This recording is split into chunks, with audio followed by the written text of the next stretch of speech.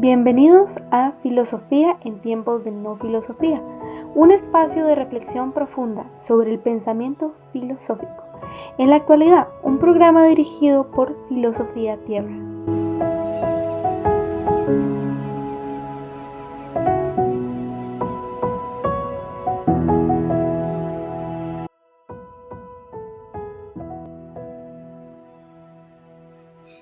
Yo espero en el Dios de mi salvación, mi Dios me escuchará. Miqueas 7:7. Bienvenidos al episodio 200, sigo por 200, ¿verdad? Estamos en el 305, episodio 305, día 28 de Filosofía del Lenguaje. Ya estamos acabando Filosofía del Lenguaje. Ya vimos cómo los filósofos ven al lenguaje de forma diferente, ¿no? Que el lenguaje construye, que el lenguaje tiene poder, que el lenguaje crea identidad. Es inmenso, ¿no? La filosofía del lenguaje. Y claro, con Barthes ayer vimos cómo el lenguaje transforma, ¿no? El entendimiento de lo connotativo, del lenguaje de connotación y de notación, ¿no? Y que hay un tipo de mito moderno que pasa inocentemente, inofensivamente por todos nosotros y nos va moldeando y claro, el trabajo ahí ya se vuelve práctico y se vuelve entender ese molde, ¿no? Comprender el mito es el primer paso para liberarnos del mito, ¿no? Pero hoy nos toca un tema distinto. Hoy nos toca John Perry y los contextos del yo. Los contextos del yo. Entonces John Perry habla sobre, ¿puede el yo, la palabra yo, significar lo mismo siempre? Se hace esta pregunta, ¿no? John Perry. Y claro, esa pregunta es muy profunda. Sí, vamos a analizarlo, no se preocupe, pero es muy profunda pensar en esto, ¿no? Porque el yo va cambiando con los años, el yo va cambiando con las circunstancias, el yo va cambiando con las experiencias, el yo va cambiando cada media hora, ¿no? Porque somos un yo que escucha, un yo que juega, un yo que come, un yo que sale, un yo que expone, un yo que es distinto, pero que sigue teniendo la misma matiz. Entonces vamos a estudiar esa raíz arraigada, ¿no? En el primer segmento vamos a hablar de esta indexicalidad, no sé si lo dije bien, indexicalidad, sí, está bien, y las referencias de personas, ¿no? Las referencias personales, la indexicalidad y las referencias personales. Luego pasamos a la distinción entre el contenido y el modo de presentación. Luego vemos el problema de la identidad personal en el lenguaje y pasamos a la aplicación en la filosofía de la mente. John Perry es muy interesante y por eso lo tomamos como que al final, ¿no? Sobre todo para la aplicación de la filosofía de la mente, que es una rama poco estudiada, poco divulgada también, pero que es fundamental para el desarrollo del individuo, ¿no? De la conciencia, de la sociedad, por lo tanto como consecuencia de un individuo que se conoce a sí mismo o que tiene sentido amplio de lo que significa ser él mismo, ¿no? Y claro, John Perry trata de responder esta pregunta: ¿puede el yo significar lo mismo siempre? Y claro, hay una narración fluida, ¿no? Donde nos repetimos nosotros mismos ciertas historias, ciertos contenidos, ciertas experiencias y vamos formando una identidad, ¿no? Y cuando decimos yo, nos podemos preguntarnos, ¿sabemos realmente a qué nos referimos? ¿O ese yo significa lo mismo cada vez que lo usamos? Entonces John plantea una profunda reflexión sobre que el yo no es solo una palabra más, no es algo que debemos utilizar vagamente. Es más bien un índice un anclaje al contexto, una herramienta para situarnos en el mundo. Y claro, imagina que lees una nota que dice: yo he derramado el azúcar. Puede que sepas lo que significa esa frase, pero no sabes quién la escribió, ¿no? Puede ser un yo tu familiar, un yo tu novia, un yo tu hermano, pero no sabes quién la escribió. Entonces solo con el contexto podemos entender quién es ese yo, ¿no? Entonces Perry llama a este fenómeno una expresión deística, donde las palabras como yo, como aquí, como ahora, que no tienen un significado fijo, sino que dependen del lugar, del tiempo, de la persona que la dice, va cambiando, ¿no? Y esta idea lo lleva a desarrollar la famosa teoría de los índices esenciales. Claro, da un ejemplo, el célebre ejemplo donde cuenta cómo ve a alguien dejando un rastro de azúcar en un supermercado, y sigue ese rastro y finalmente se da cuenta de que él mismo es quien había dejado aquel rastro de azúcar, ¿no? Ya sabía que alguien deja un rastro, pero solo el decir yo lo estoy dejando, ocurre una comprensión total de que él mismo está dejando esa pista de azúcar, ¿no? Y claro, ese ejemplo es interesante porque invita a ver cómo cuando decimos yo, cuando somos conscientes de yo lo estoy dejando, yo estoy haciendo esto, recién completa el sentido de una experiencia que hemos transitado. Al decir yo he experimentado tal cosa, yo triste, yo enojado, yo esto, creamos un tipo de identidad, ¿no? Y por eso soy así. Y claro, esta idea claro, ha sido fundamental para entender esto, que es mucho más complejo, ¿no? Y su distinción central es en estas creencias deísticas y las creencias subjetivas, ¿no? Las creencias deísticas son aquellas que requieren de una perspectiva en primera persona, yo estoy aquí ahora, y las creencias subjetivas son las que podríamos expresar sin ese punto de vista, ¿no? Como por ejemplo, Marco Antonio está en Lima el 19 de julio. Entonces la tesis de Perry es que algunas creencias no pueden expresarse ni entenderse plenamente sin ese yo contextual, ¿no? Y entonces el lenguaje no es solo un mapa de hechos, es también un sistema para ubicarnos dentro de él, ¿no? Y eso tiene implicaciones enormes para la comunicación, para la identidad, para la acción moral también, ¿no? Saber quién dice yo, cómo, cuándo y dónde y por qué afecta cómo interpretamos un mensaje, ¿no? Cómo actuamos, cómo nos relacionamos, y así el yo no es solo un pronombre, es una brújula para orientarnos en el mundo. Entonces para Perry el lenguaje está profundamente conectado con el punto de vista del hablante, y todo puede ser dicho fuera. A veces solo al entrar en el yo de nosotros podemos comprender, podemos decidir, podemos actuar, ¿no? Porque el yo no es una palabra, es una posición en el mundo, ¿no? Y sin esa posición en el mundo no hay un sentido completo, ¿no?, de lo que está ocurriendo. Y claro, por eso es fundamental. Pero hay implicaciones mucho más profundas este yo, ¿no? Y claro, John Perry desarrolla esta teoría filosófica, claro, que corresponde al lenguaje a partir de un fenómeno esencial, que es la indexicalidad,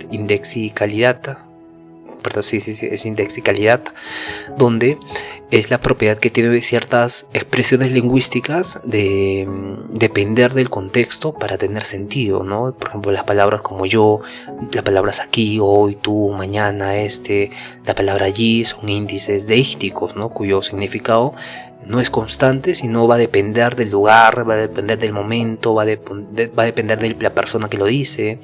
Entonces a eso se refiere con indexicalidad, ¿no? Y la palabra yo no es un nombre propio también, ¿no? No significa lo mismo siempre. Cambia con cada hablante. Cuando tú dices yo, te refieres a ti. Cuando yo digo yo, me refiero a mí. Entonces el contenido lingüístico es el mismo, pero el referente es distinto. Y claro, esto es algo muy interesante de analizar, ¿no? Existe una separación, pero se utilizan los mismos términos para referirnos a nosotros mismos. Y esta referencia personal está anclada al acto del habla, ¿no? En mi teoría yo denomino los actos de personificación. Pero John Perry, sin saber quién, bueno, estos actos del habla en John Perry significa que sin saber quién lo dice, cuándo y dónde, la frase puede ser gramáticamente correcta, pero pragmáticamente estar incompleta. Entonces muestra cómo esta indexicalidad es fundamental para la acción, ¿no? Más que para la comprensión práctica. Porque no basta con saber que alguien deja un rastro de azúcar, hay que saber yo lo dejo antes de siquiera dejar eso, ¿no? Entonces, esta parte de la conciencia de darme cuenta de yo, para que esa información sea útil, sea transformadora. Y en este sentido, Perry propone ciertas creencias, ¿no? Que son irreemplazables y que sin referencias indexcales que nos habla de esta indexcalidad se forman, ¿no? Y que son útiles y son transformadoras. Por ejemplo, Juan está perdido. Esta es una creencia objetiva. Claro, es una creencia objetiva y pero cuando digo yo estoy perdido implica una vivencia inmediata, una urgencia, una responsabilidad, ¿no? No se puede sustituir sin perder el sentido experiencial, ¿no? Y así Perry va a revalorizar las expresiones en primera persona que habían sido muy tratadas con mucha frialdad en la lógica tradicional, ¿no? Para él estas son herramientas, estas referencias indexicales son herramientas cognitivas y existenciales, ¿no?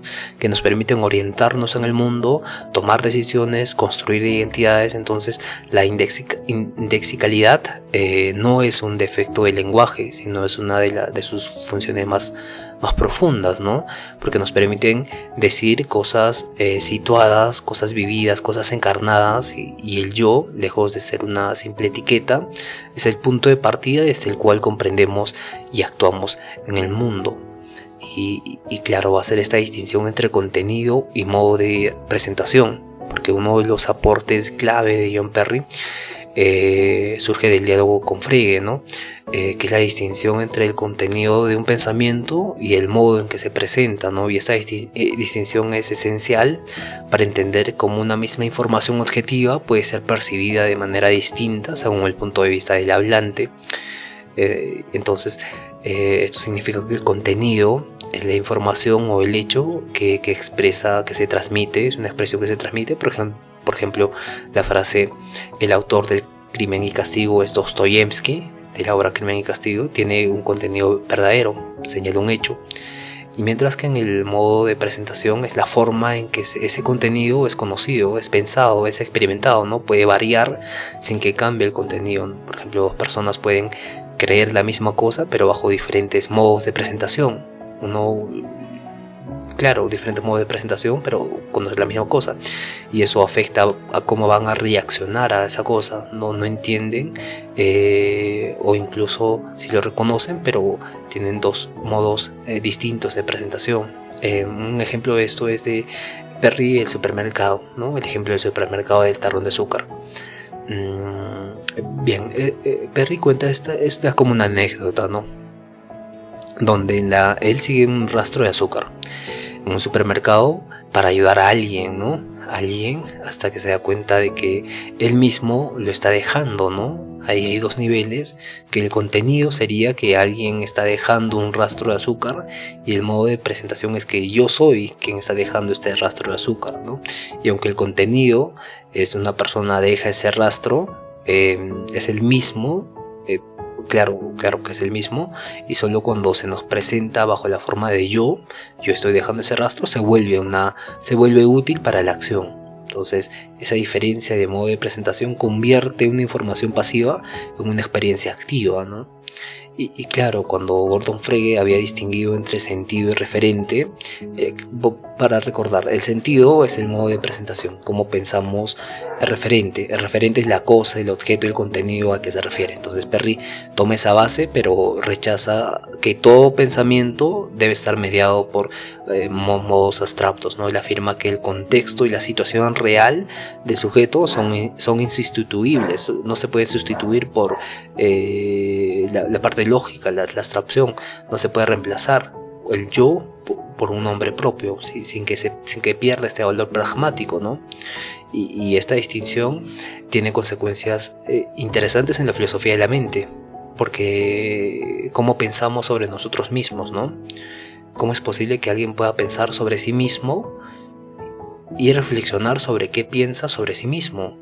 Y claro, esta pregunta ha sido olvidada, ¿no? Esta pregunta es como un mito. Para relacionar todo, es como un mito donde el mito es algo obvio que no nos preguntamos esto y no debemos preguntarnos esto. Pero ¿por qué no debemos preguntarnos esto, no? Esa es la pregunta que culturalmente debemos hacernos, ¿no? Y claro, si nos preguntamos quiénes somos, descubrimos que no somos las normas sociales en donde estamos envueltos, y que esas nos condicionan a ciertas preferencias.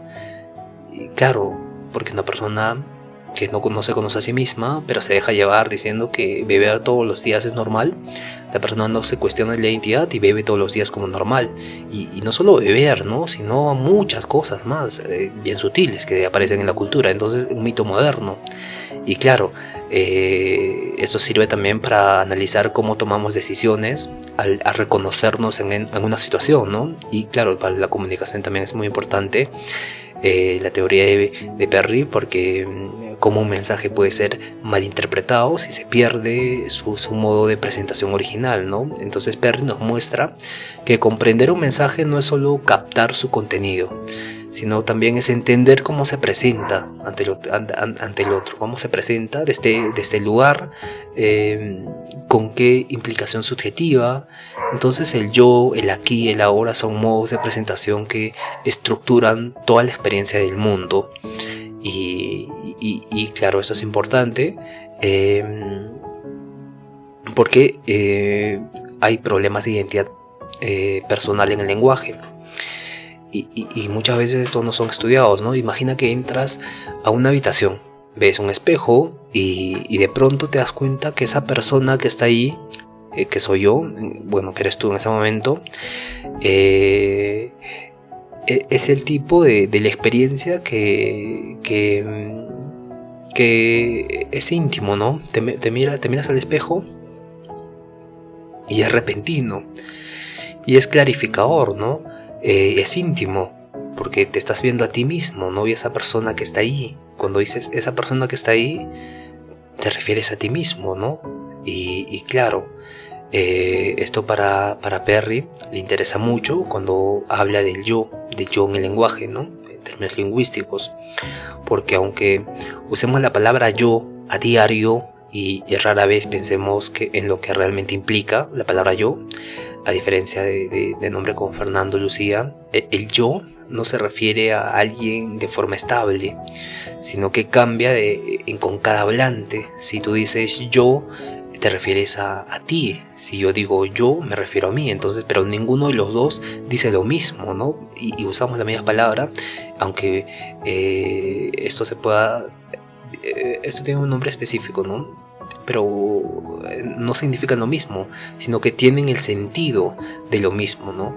El sentido de que estoy hablando de mí, y no es un significado lingüístico diferente, sino es el sentido distinto de una misma palabra. Entonces Perry muestra que esta propiedad, que la llama de indexcalidad, es clave para entender la identidad personal. No basta con tener información objetiva sobre la persona, porque puedes saber que el autor del diario de Juan aún no ser consciente que tú, Juan, estés escribiendo ese diario. El diario de Marco no me doy cuenta que yo estoy escribiendo este diario, ¿no? Hasta que dices con claridad, yo, Marco, estoy escribiendo este diario, ¿no? Entonces, este salto de la información a la autoidentificación es crucial. Y el lenguaje lo habilita, ¿no? Lo habilita o también lo complica más, porque el problema se vuelve aún más profundo si pensamos en la identidad como algo que pertenece en el tiempo. Somos la misma persona de ayer, sí, pero también cambiamos y nos narramos y nos perdemos y nos reencontramos. Y entonces el lenguaje con sus indescales de indescalidad, yo aquí ahora, no solo describe esa experiencia, sino que la va a estructurar. Entonces cada vez que decimos yo, estamos simplemente, cada vez que decimos yo, no estamos simplemente nombrando una persona. Estamos ubicándolo en el mundo, estamos ubicándonos en el mundo, estamos señalando un punto de vista único y que es irrepetible, ¿no? Y de esta misma operación puede volverse más adelante un desafío. Podemos hacernos preguntas entonces, ¿cómo explicar lo que sentimos desde dentro usando palabras que deben ser comprendidas desde fuera? Y claro, Perry, junto a otros pensadores, nos llevan a una conclusión muy profunda, diciéndonos que la identidad personal no es una esencia fija, sino es un acto continuo. Es un acto continuo que se renueva cada vez que decimos yo. Y esto es sumamente interesante. Quédense con esto. La identidad personal no es una esencia fija, sino es un acto continuo que se renueva cada vez que decimos yo, cada vez que tratamos de narrarnos, de reconocernos, de reconciliarnos con quienes fuimos y con quienes queremos ser, con quienes estamos siendo ahora, ¿no? Y claro, esto es algo sumamente interesante porque al final decir yo es mucho más que una palabra, es un gesto existencial, es reafirmar que estamos aquí, que somos alguien, aunque ese alguien siempre esté en construcción, ¿no? Y claro, eso es fundamental y muy profundo. Sin embargo, hay aplicaciones en la filosofía de la mente, ¿no? Porque imagínate que estás en una biblioteca leyendo, digamos, una nota que dice: yo dejé este libro aquí. Entonces la frase parece simple, pero ¿quién se selló? ¿Cuándo lo escribió? ¿Qué significa realmente? Entonces aquí entra en escena John Perry, quien nos invita a mirar con una lupa el lenguaje cotidiano para descubrir los grandes misterios de la mente, ¿no? Para Perry, el yo no es solo una palabra, es una ventana hacia la conciencia, es una ventana hacia la conciencia. Y cuando decimos yo, no solo identificamos a alguien, sino que nos ubicamos en el mundo, señalamos desde donde hablamos, desde donde sentimos, de qué cosas sabemos. Esa palabra tan breve encierra toda una vida, toda una historia, toda una identidad incluso, ¿no? Y de hecho, en la filosofía de la mente esta idea explota como una bomba silenciosa, porque pensar en el yo es pensar en la autoconciencia. Y vimos con Hegel cómo se construye la autoconciencia, vimos el yo trascendental de Kant, repasamos lo que significa la conciencia, ¿no? Autoconciencia. Pero en Perry, en lo que esta autoconciencia es lo que nos hace distintos a una máquina, a una piedra, ¿no? Decir, por ejemplo, hacernos la pregunta: ¿qué hace que puedas decir yo tengo miedo, yo recuerdo, yo existo? ¿Qué hace que puedas decir eso, no? Y según Perry, no es solo gramática, sino es una experiencia vívida, es mirar el mundo desde un punto de vista único, que es tú mismo. Pero no se queda ahí, sino que hay más. El yo también nos permite tejer una identidad personal en el tiempo. Gracias a él conectamos nuestro pasado, nuestro presente y nuestro futuro. Y claro, decir yo fui allí, yo aprendí esto, yo quiero cambiar esto, es narrar quiénes somos, ¿no? Cuando esa cadena se rompe por el olvido, trauma, sentimos que nos perdemos y no por casualidad, ¿no? El lenguaje del yo es el hilo que cose la memoria y la conciencia, y Perry incluso nos lleva mucho más lejos, ¿no? Porque se hace preguntas de que puede una inteligencia artificial decir yo de verdad, puede decir yo estoy haciendo esto, yo te estoy respondiendo, puede tener una conciencia real o solo simularla. Entonces, si una máquina dice, por ejemplo, yo siento tristeza, ¿está sintiendo algo o solo está ejecutando un programa? Entonces, para la teoría de Perry sirve y nos ayuda a afinar el oído filosófico, ¿no? No todo uso del yo implica mente, pero sin el yo no hay subjetividad plena, ¿no? Así John Perry no solo reflexiona sobre palabras, sino reflexiona sobre lo que significa ser alguien. Y su trabajo nos recuerda que detrás de cada frase, como yo soy, yo estoy aquí, hay un misterio profundo. El de una mente que se reconoce a sí misma, que se cuenta a sí misma y que se busca. Y en ese contar va a entender quién es, ¿no? Y claro, John Perry en toda esta travesía filosófica explora cómo el lenguaje se convierte en un tejido invisible que une a los seres humanos, ¿no? Que no solo comunica, sino que construye mundos, construye subjetividad, construye acciones, ideas. Y claro, ya vimos diferentes perspectivas con Roman Jacobson, por ejemplo, y las funciones del lenguaje, ¿no? Donde Jacobson, vamos a dar un repaso ahora general, pero quiero que del minuto 21 creo que fue, entiendan esa clave de Perry. Vamos a llegar de todas formas, ¿no? Vamos a hacer un repaso ahora, ¿no? Jacobson nos enseña que el lenguaje no es solo un medio para transmitir ideas, sino es una maquinaria compleja para múltiples funciones: referencia, emotiva, conativa, fática, poética y metalingüística, ¿no? Funciones del lenguaje. Entonces, cada acto de habla pone en juego estas dimensiones, desde un poema hasta en orden, ¿no? Desde un hola hasta un discurso político. En su propuesta, esta función poética y metalingüística revelan que el lenguaje puede hablar de sí mismo, jugar con sus formas y también provocar efectos estéticos y reflexivos, como sucede en la literatura y en la comunicación artística. Y con Noam Chomsky vimos que se convierte en una construcción social, ¿no? Para convertirse en una... el lenguaje pasa a convertirse en una capacidad innata. Entonces, Noam Chomsky propone que todos los seres humanos comparten una estructura mental común, que es la gramática universal, que permite adquirir cualquier lenguaje, distinguir entre competencia y actuación. Competencia es lo que sabemos del lenguaje y actuación es cómo usamos realmente el lenguaje. Entonces, desarrollando esta gramática generativa transformacional de Noam Chomsky, se analiza cómo se producen oraciones a partir de reglas mentales, ¿no? Hay nuevas palabras que dicen los niños que nunca le habían escuchado y surge por eso la teoría de la gramática universal. Aunque fue revolucionario en su tiempo, fue criticado por los semiólogos, los pragmáticos, que lo acusaban por su modelo de aislar el lenguaje del contexto, de la historia, de la intención comunicativa, ¿no? Y sin embargo, esta propuesta de Noam Chomsky ha influido, ¿no? Donde el lenguaje está enraizado en nuestra biología, pero se manifiesta en la cultura.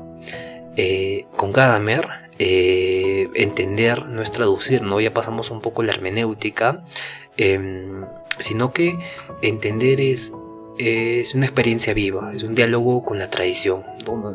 Donde el lenguaje es el medio mismo del entendimiento, ¿no? Y comprender implica fusionar horizontes, por ejemplo el del texto y el del autor, el del pasado y el del presente. Entonces los prejuicios no son obstáculos, sino condiciones necesarias para comprender. Pues traemos un acto interpretativo de todo lo que somos, ¿no? La literatura, la ética, la historia. Esta visión nos obliga a renunciar a una neutralidad absoluta y comprender que es más bien involucrarse, ¿no? Comprender es involucrarse, es abrirse al otro, es cambiar a través del lenguaje, ¿no? Transformarnos. Con Ricohet y el texto como acción, él más bien profundiza la idea de de que todo texto es una forma de acción, ¿no? Leer es un acto de transformación, es una metáfora viva, ¿no? Que revela cómo el lenguaje puede innovar el sentido, cómo puede no solo representarlo, sino que estar vivo.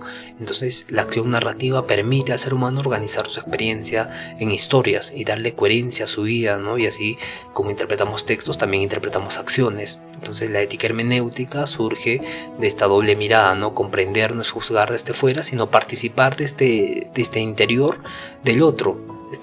Ser más empáticos, ¿no? Interpretarlo con cuidado, con respeto, con responsabilidad y de ahí formar un tipo de acción hermenéutica más consciente.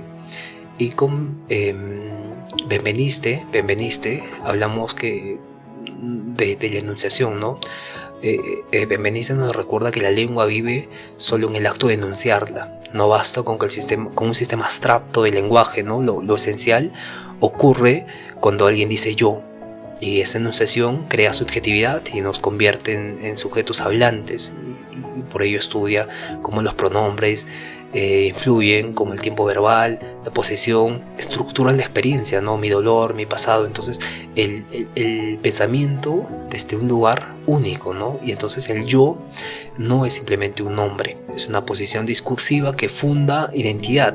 Y así la subjetividad no es algo previo al lenguaje, sino que nace con él, nace en él mismo, nace en el lenguaje, la subjetividad. Con Charles Peirce y la semiótica vimos que él planteaba que el pensamiento es esencial, ¿no? Una operación de signos, y todo lo que pensamos, sentimos, percibimos está mediado por signos, en esta tricotomía, ¿no? De icono, índice y símbolo, que describe cómo los signos se relacionan con sus objetos.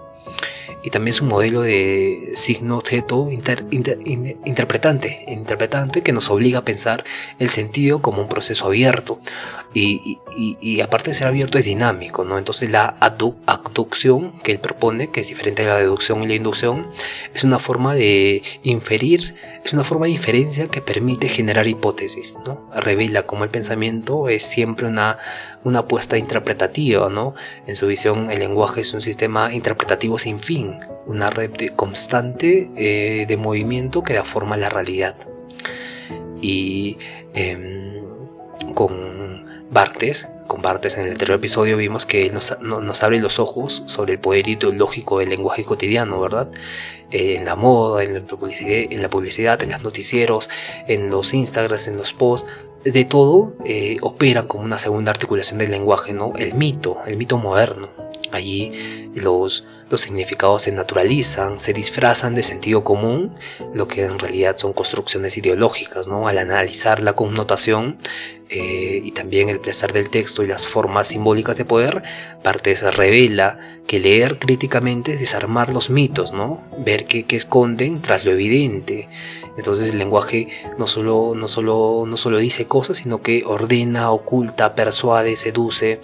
Y claro, vimos como lo cultural siempre está afectando al individuo. Sin embargo, con John Perry vemos que se preocupa más por el yo, pero este yo no con sentido de... Claro, tienen un aspecto de la filosofía de la mente, pero este yo en términos lingüísticos, la palabra yo, que significa esto significa lo mismo en todo contexto, ¿no? Pero es diferente en cada contexto. Entonces su análisis de los índices como yo, la palabra yo, la palabra aquí, la palabra ahora, muestran que no tienen un significado estable, sino que dependen del contexto de enunciación. Distingue entre el contenido de lo dicho y su modo de presentación, lo que se nos permite entender cómo funcionan, por ejemplo, los errores de referencia o los problemas de identidad en la filosofía de la mente, porque su trabajo ilumina cómo el yo, la palabra yo, articula la conciencia, articula la memoria, articula la identidad personal. Sin esta palabra yo no hay sujeto consciente y solo hay un lenguaje vacío, ¿no? Y claro, a lo largo de este viaje hemos visto que el lenguaje no es solo una herramienta, es más bien un universo de sentido. El sentido, sobre todo, una forma de ser, de conocer, de transformar la realidad, ¿no? Desde estructuras gramaticales hasta la interpretación ética, desde los signos más abstractos que podamos tener hasta los pronombres más íntimos, ¿no? Como yo. Entonces el lenguaje revela quiénes somos y quiénes podríamos llegar a ser, ¿no? Y cada palabra que decimos, en cada yo que decimos, o en cada metáfora, en cada mito, en cada silencio, resuena siempre todo lo que nos hace humanos, ¿no? Todo lo que nos hace pensantes, todo lo que nos hace hablantes, interpretantes, vivientes y demás. Y claro, el lenguaje es sumamente profundo y mañana vamos a ver la construcción social del lenguaje. Es que va a ser muy interesante también, de Jan Hawkins. Y nada, gracias por escucharnos, nos vemos el día de mañana. Cuídense todos, conózcanse a sí mismos, bendiciones a todos y por favor sean felices. Hasta el día de mañana.